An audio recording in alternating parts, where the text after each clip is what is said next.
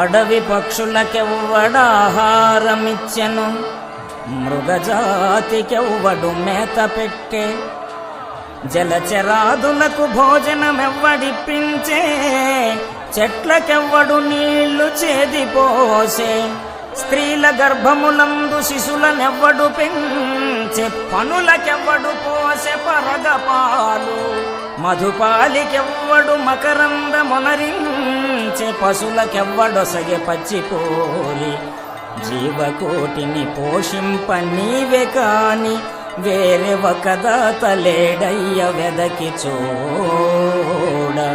భూషణ వికాస శ్రీధర్మపుర నివాస, దుష్ట సంహార నరసింహ దురిత దూరా.